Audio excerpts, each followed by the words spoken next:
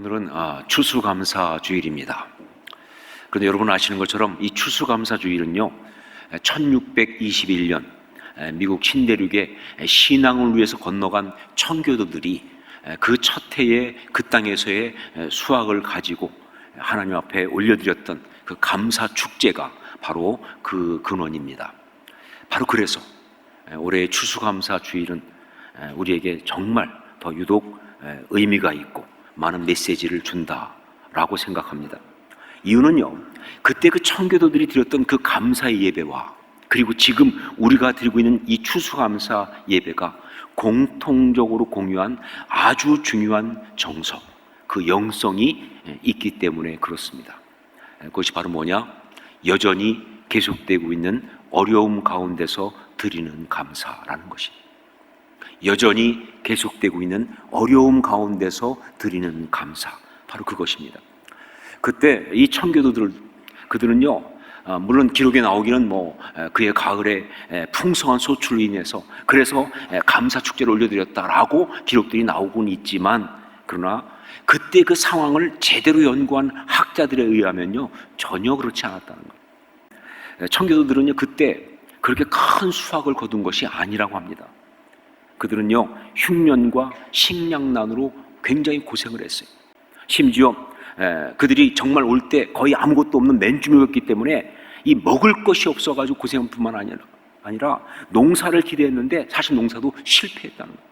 그래서 완두콩 농사와 보리 농사가 완전히 망했다. 사실 겨우겨우 그때 그래도 구설생으로 인디언들이 옥수수 농사를 가르쳐줬어요. 그래서 그 옥수수 농사를 해서 거둔 것이 있었는데 그것도 그래봤자 20에이커의 밭에서 난 것이 전부였다 하는 거예요. 더구나 전염병까지 유행해서 굉장히 많은 사람들이 그것 때문에 죽었고 날씨도 아주 안 좋았다는 겁니다. 그리고 주변에는 여전히 호전적인 인디언들이 호시탐탐 생명을 위협하는 그런 상황 속에 있었다는 것이죠. 자, 이런 상황 속에 있음에도 불구하고 청교도들이 하나님이 자신들을 돌보아 줄 것으로 믿고 감사를 드린 것, 여전히 이런 상황에 있지만 그러나 그들이 하나님이 자신들을 돌보아 줄 것으로 믿고 감사를 드린 것, 그것이 바로 추수감사절이다 하는 거예요. 여러분, 그런데 그때 그들의 상황과 비할 바는 아니지 모르겠지만 그 상황과 비할 정도는 아니라고 할지 모르겠지만 2020년 추수감사 주일 예배를 드리는 우리의 상황도 역시 여러 가지로 여전히 어렵습니다. 특히 코로나19 여전히 계속되고 있습니다. 계속 정말 우리를 힘들게 하고 알 수 없는 어떤 상황으로 우리를 몰아가고 있습니다. 경제 상황도 그렇습니다. 정말 어려워요. 불안하기도 하고 어떻게 될지 모르겠다. 어떤 정치적인 정세들이란 이런 것도 굉장히 불안합니다. 자, 여러 가지 여전히 계속되고 있는 어려움 가운데 우리가 드리는 이 예배, 즉 여전히 계속되는 이 어려움 가운데 드리는 감사의 예배라는 면에서 바로 399년 전 청교도들의 감사 예배와 지금 우리의 추수감사 예배가 너무나 비슷하다는 거예요. 바로 그래서 저는요 2020년 추수감사 주일에 우리가 진짜 추수감사 예배를 드려야 한다고 생각합니다. 그냥 절기니까 한번 드리는 거 말고 정말 진짜 우리의 추수감사 예배를 드려야 한다. 전 이것이 너무 중요하다고 생각해요. 아니, 이건 제 생각이 아니라 성령님께서 주시는 감동이에요. 그들이 그 힘들고 어려운 가운데서 그 상황 속에서 눈물 가운데 하나님께 올렸던 이 추수감사 예배는요 바로 그들의 그 신앙의 핵심이에요. 그야말로 미국되게 한 어떤 정말 중요한 영성이었다 하는 것이죠. 여러분, 그래서 오늘 우리는요 바로 그때 그들이 드렸던 그 추수감사 예배를 우리도 드려야 하는 거예요. 그래서 정말 이 여러 가지로 여전히 어려운 이 상황 속에서 우리가 오히려 신앙으로 아름다운 이야기를 만들어낼 수 있도록 말이죠. 자, 이것을 위해서 먼저 우리는요 추수라는 말의 정의부터 새롭게 할 필요가 있습니다. 왜냐하면요 이 추수라는 것이 농사를 지어서 가을에 열매를 거두는 것, 이것으로만 본다면요 사실 추수감사와 우리 사이에는요 어떤 중요한 연결도 없습니다. 자, 그런데 여러분, 추수는요 단지 그것만이 아니에요. 성경이 말하고 있는 것처럼 말이죠. 이 추수라는 게 뭐냐? 이것은 생명을 심고 하나님이 하시는 생명의 작업을 거쳐서 생명의 결과를 거두는 것, 이게 추수예요. 그게 농산물이 되었든 뭐가 됐든 간에 추수는 뭐가 추수냐? 생명을 심고 하나님이 하시는 생명의 작업을 거쳐서 생명의 결과를 거두는 것. 자, 이것이 추수라고 한다면요, 이건 정말 우리 삶에서 모든 의미 있고 가치 있는 것을 만들어내는 바로 그거예요. 그게 추수입니다. 우리 삶 속에 정말 의미 있는 것, 정말 가치 있는 것을 만들어내는 것, 바로 그게 추수예요. 예, 추수는요 생명과 관계가 있습니다. 하나님의 역사하심과 관계가 있습니다. 여러분, 공장에서 물건을 만들어내는 것은요 아무리 잘 만들어도 추수란 말을 쓰지 않아요. 예. 반드시 생명을 심고 그 생명이 작동되어서 생명을 거두어야 그게 추수라고 말하는 거예요. 여러분, 생명은 결국 뭐냐? 영혼 아니겠습니까? 영적으로 중요한 생명, 우리한테 그건 바로 영혼이지요. 그러니까 우리의 삶 가운데서 영혼을 심고 영적인 작업을 거쳐서 영혼을 거두는 그 일, 그게 바로 추수라는 거예요. 예, 다른 것이 아니라 영혼을 심고 영적인 작업을 거쳐서 그 영혼을 거두는 일, 이게 추수고요. 이것만이 진정으로 우리 삶의 의미와 가치를 가져오는 것이 된다는 것이죠. 여러분, 아무리 인생을 길게 화려하게 나름 성공적으로 살았다고 해도요, 그 삶 가운데서 추수한 일이 없다고 한다면, 또 추수할 것이 없다고 한다면 그 인생은 실패한 인생이에요. 예, 전 수도 없이 많이 봅니다.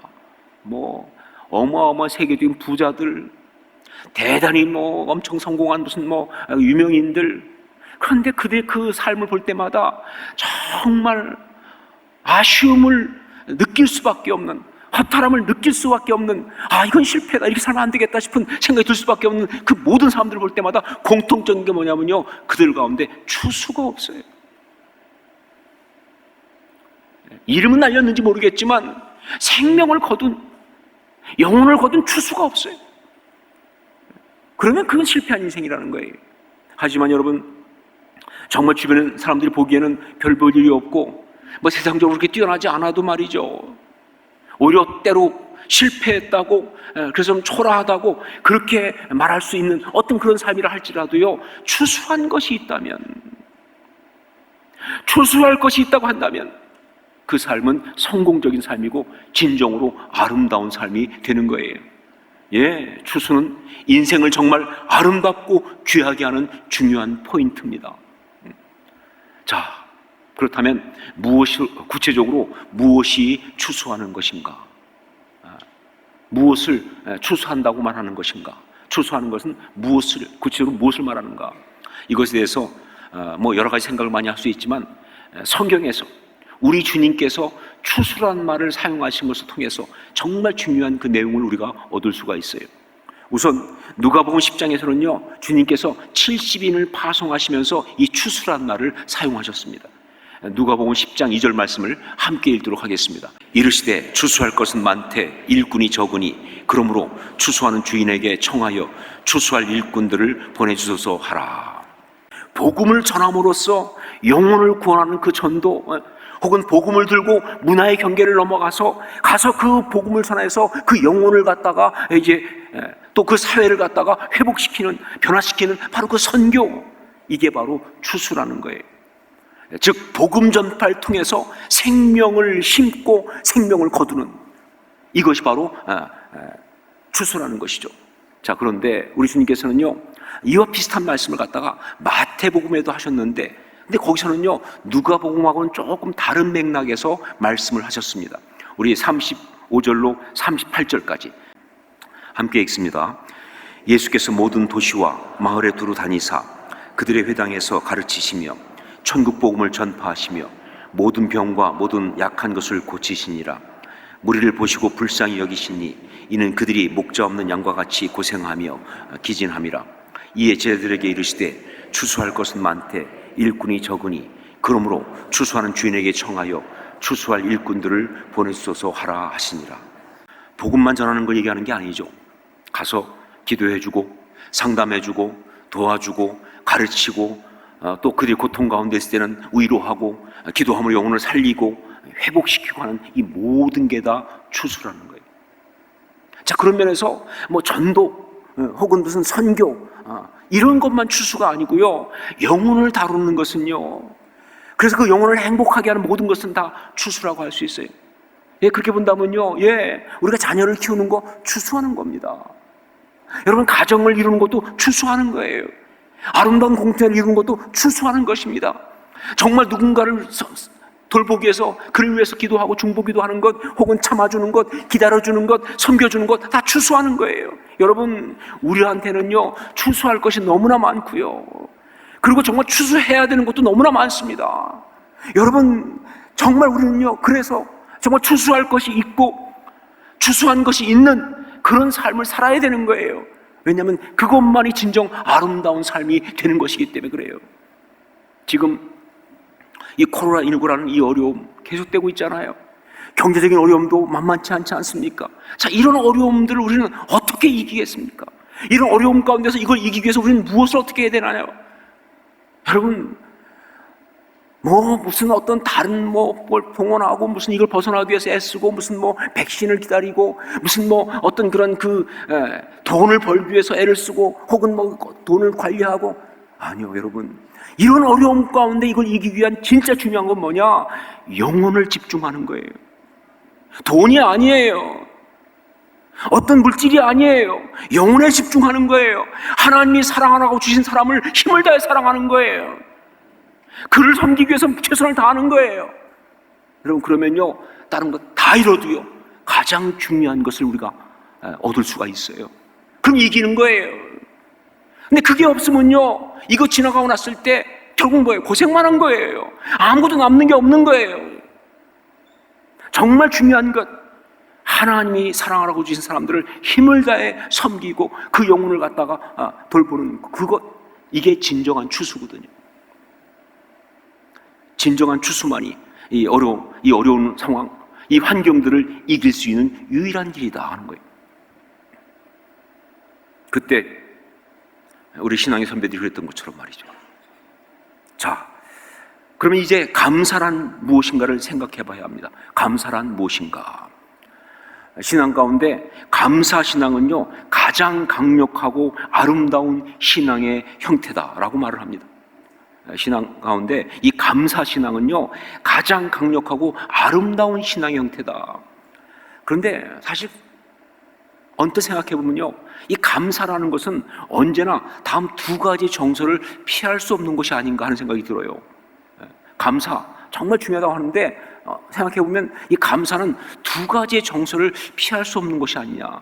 하나가 뭐냐? 자기중심적인 경향입니다. 자기중심적인 경향. 예, 이기적이다라고까지 말을 할 수 없지만, 그러나 정말 자기중심적이라는 것은 감사하다 할 때 자기중심적이라는 것은 부인할 수 없는 것이 아닌가. 건강하게 하셔서 감사합니다. 사업이 잘 되게 하셔서 감사합니다. 자식 공부 잘하게 해줘서 감사합니다. 이런 것 저런 것 때문에 감사합니다. 예, 다 자기중심적인 이야기 아닙니까? 이거 피할 수 없다는 거죠. 그리고 또 하나, 감사한다고 할 때 또 피할 수 없는 게 뭐냐? 과거지향적이라는 거예요. 과거지향적인 것. 예, 지금까지 지내오면서 이런 것 저런 것 해주셔서 지난 날을 돌아보니까 정말 감사할 것이 많다. 이런 이야기들, 정말 아름답지만 결국 뭐예요? 과거지향적인 것이 아니냐, 그런 얘기예요. 자, 그런데 여러분, 신앙생활 할 때 정말 건강한 신앙이라는 관점에서 볼 때 이 두 가지 요소, 자기중심적인 것과 과거지향적인 것은 결코 건강한 신앙의 요소가 될 수가 없어요. 오히려 그 반대죠. 여러분, 우리가 살아가면서 어느 정도 자기중심적인 거 피할 수 없어요. 하지만 신앙인은 그 자기중심적인 것을 이기는 것이 신앙인이에요. 여러분, 그래서 정말 신앙인은요, 눈은 작아도 괜찮아요. 하지만 관점이 작으면 안 돼요. 정말 자기 자신밖에 모르고 관심이 오직 자기한테만 와 있는 그런 사람은 신앙인이라 할 수가 없어요. 하나님의 관점으로 말이죠. 하나님 마음으로, 가보지도 않은 나라, 알지 못하는 사람을 위해서 정말 눈물로 기도할 수 있는 사람이 신앙인 아니냐, 그 말이에요. 그렇죠? 나름도 안 되는 나를 붙들고 중보기도하는 사람이 신앙인 아니냐 그 말이에요. 예, 관점이 하나님의 마음이어야 되는 거예요. 자기중심이 아닙니다. 여러분, 자기중심적인 경향은요, 예, 심하게 말하면 반신앙적이다라고 할 수가 있어요. 또 신앙은 과거를 지향하는 것이 아니라 미래를 보고 앞으로 나가는 것입니다. 뭐 신앙이라고 하면서 자꾸 옛날 이야기하고, 뻑하면 라떼가 나오고, 뭐 옛날 얘기에 매달려 가지고 말이죠, 막 그러고 있는 건 그건 상처지 신앙이 아니에요. 아무리 성공했어도요, 아무리 화려했어도 말이죠, 옛날 이야기는 지금 우리한테 단지 메시지로 남을 뿐이지 그것이 그 이상의 의미가 될 수가 없는 거예요. 그런데 자꾸 거기만 돌아보는 거예요. 자꾸 그쪽으로 방향을 맞추고 있는 거, 삶의 이야기를. 그것은요, 정말 신앙적인 것이 아니라 반신앙적인 것이다. 오죽하면 뒤돌아보는 자의 그 모습을 경계하기 위해서 롯의 처가 소금 기둥이 된 이야기까지 성경에 나오겠냐 그 말이에요. 뒤돌아보지 말라는 거죠. 여러분, 그러니까 자꾸 과거가 자꾸 나오고 과거를 자꾸 돌아보려고 그러면요, 소금을 기억하세요. 성경이 말한 겁니다. 이건 아니라는 것이죠. 신앙은 앞을 바라봐야 합니다. 미래를 지향해야 합니다. 그러니까 요엘 선지자가 말하기를 주영이 부어지면 젊은이 늙은이 할 것 없이 장래일을 말하고 꿈을 꾸고 비전을 본다, 이렇게 돼 있잖아요. 그렇죠? 여러분 보세요. 거기에 주영이 부어지면 말이죠, 젊은이 늙은이 할 것 없이, 젊은이만이 아니에요, 늙은이도 마찬가지예요. 누구든지 다 말이죠, 장래일을 말하고 꿈을 꾸고 비전을 본다. 절대로 주영이 임했더니 라떼가 나왔다가 아니잖아요. 그렇죠? 아니에요. 신앙은 그런 게 아니에요. 미래를 향해 나가는 거예요. 그러니까 이건 반신앙적이다, 과거적 지향적인 것은. 자, 그러면 어떻게 된 것이냐? 신앙의 정수와 같고 핵심과도 같은 이 감사가 이런 반신앙적인 두 정서를 깔고 있다는 것, 이거 어떻게 설명해야 되느냐 말이죠. 여러분, 설명은 간단합니다. 그 두 정서를 깔고 있는 감사는 신앙적인 감사가 아니다. 그 두 정서를 깔고 있는 감사는 신앙적인 감사가 아니다. 그건 다만 인간의 본성상, 본능상 가지고 있는 감사일 뿐이다 하는 거예요. 제가 이거 부인하는 거 아니에요. 이것도 귀한 거죠. 그렇죠? 하지만 신앙은 결코 거기 정도에 머물러 있어서는 안 되는 것입니다. 그런 본성적인 것, 그런 본능적인 거기에만 머물러 있으면 그건, 신앙은 그게 아니라는 거예요. 성경의 감사는요, 그걸 뛰어넘습니다. 그래서 성경에 나오는 감사를 가만히 보면요, 이 인간적인 본능적 감사에는 전혀 없는 세 가지의 표현이 나오는 걸 볼 수가 있어요. 성경의 감사에는요, 이 본능적 감사, 본성적 감사에는 전혀 없는 세 가지의 표현이 나오고 있다. 첫 번째가 뭐냐? 바로 명령이에요. 명령. 하나님께서는 하나님의 사람들에게 감사를 명령하고 있습니다. 감사하라. 여호와께 감사하라. 범사에 감사하라. 감사를 명령하고 있어요. 여러분, 세상에서는 감사는 명령이 아니에요. 만약에 감사를 명령했으면요, 그땐 싸움이 붙어요. 넌 나한테 감사한 줄 알아. 감사해. 바로 그 다음에 이제 치고받는 거죠. 그렇죠? 아니요. 성경에서는 감사를 명령하고 있어요. 이게 성경의 감사입니다. 그 다음에 두 번째, 성경에 나오는 감사 표현, 바로 수단입니다. 수단. 감사함으로 그 앞에 나아가며, 감사함으로 그 문에 들어가며, 감사함으로 아뢰라. 예, 감사가 수단이에요. 그냥 좋아서 감사한 게 아니라 감사가 수단이에요. 방법이에요. 감사를 수단으로 사용하라고 말씀하시는 거예요. 이게 성경이 말하는 감사입니다. 자, 그리고 세 번째, 결단입니다. 결단. 시편 7편 17절 말씀 보면, 내가 여호와께 그의 의를 따라 감사하며 지존하신 여호와의 이름을 찬양하리로다 했습니다.